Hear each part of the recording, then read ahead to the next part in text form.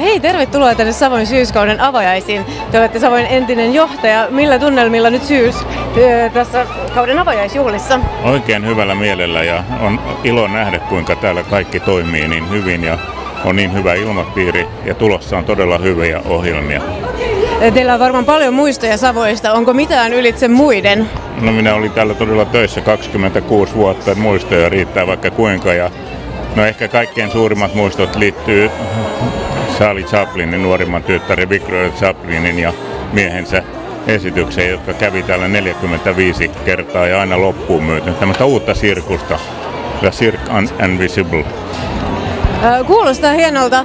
Mitäs tänä iltana? Oletteko tutustuneet Gypsy Devilsiin aiemmin? No sen verran, että mä olin vielä töissä täällä, kun ne kävi täällä, sen bändi kävi esiintymässä.